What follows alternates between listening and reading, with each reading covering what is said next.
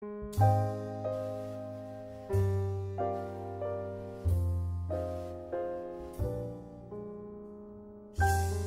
was born in Crawfordsville, Indiana. I moved to Indianapolis in to stay in 1943. Now I'm in the Watson-McCord neighborhood. I moved to my present September 1965. The first neighbor I met was Mr. and Mrs. Lonnie Holder. They lived next door to me. And then I met Mrs. Wright. I don't remember her first name, but Mrs. Wright, who lived where Barbara Boyd lives now. And she came up to kindergarten. I'd met her, and her husband worked at Lily's, and mine worked at Lily's, so she got me interested in PTA, and I had one child to start kindergarten in the fall. So I had registered her. And that's the way I got started in PTA at 66. It was a very quiet neighborhood. I liked it. I was so happy. I didn't hear all the fire engines, no police cars. It was safe. I could go anywhere in the neighborhood I wanted to go, and I felt safe to come and go as I pleased. But as I said, the neighborhood was very, very safe, but I've seen it change and run down, and particularly down on Fairfield. I've seen it go from all black neighborhood, from white to black, and now it's going back to a mixture, Caucasian. There's a second house on the same side, he is white. The house, the gray house on the corner, they're white. Cattle corner from me is white. Next door to him is white. Across the street in the big house, it was black. It's white family. And further down the street's white family. And on the corner, across from Barbara, I think they're white also. So I've seen it transform, because it was, as I said, it wasn't safe to walk out.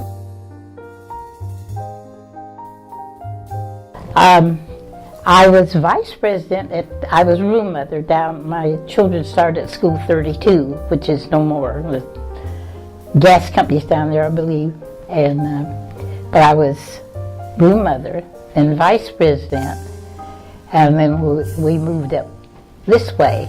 I became involved, first helping to register kindergartners in the spring.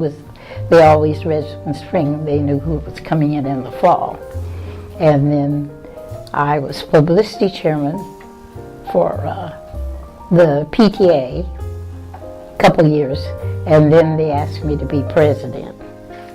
So then I served as president of the PTA. I'm also a life member of the PTA, and I received an award from Glendale as an outstanding mother for contributions to the welfare and of our children and youth from the Glendale Shopping Center Administration. And this I was made a life member of the Indiana PTA Council. With PTAs, you get a lot more, you have a lot more clout with the state and all, and getting things passed and getting things stopped. I know a lot of things the national PTA got stopped that they didn't like. I don't remember, you probably don't remember when Kojak was on the air. And it was sort of one of those kicking hit, and they got that off the air. But there were a lot of shows would not be on if the PTA still had the money and clout they have now.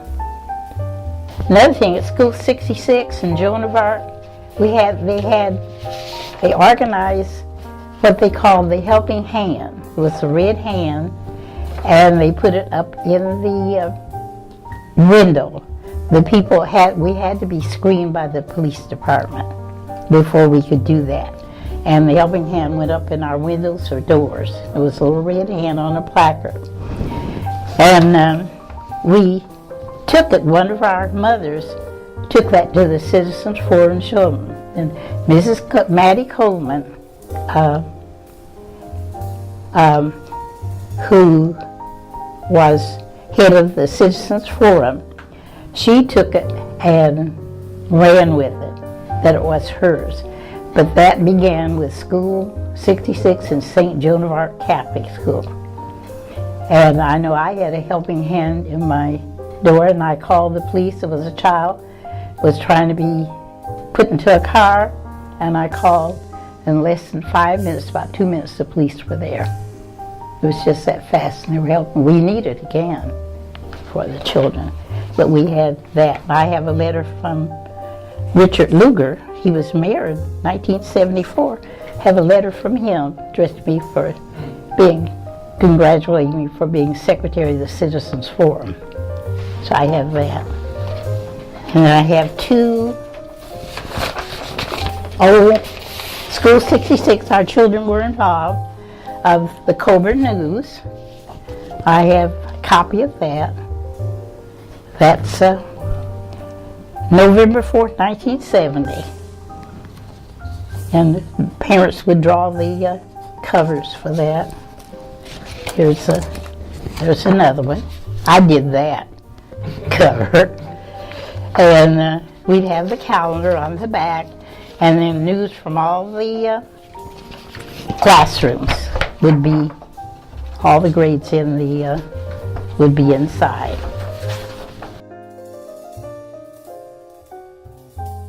Sometimes they knew I was, but when I worked for the government during the war, we could not eat any place downtown. Only place we could eat is a sit-down counter at Moore's, which is nowhere but on Washington Street, east of Meridian Street, on the south side of Washington Street.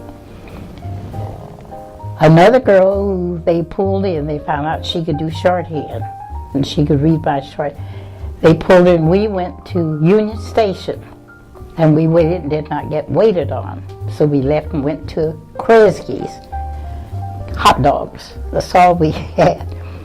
Mr. Fendrick, who owned the restaurant at Union Station and what was then the terminal, bus station, all where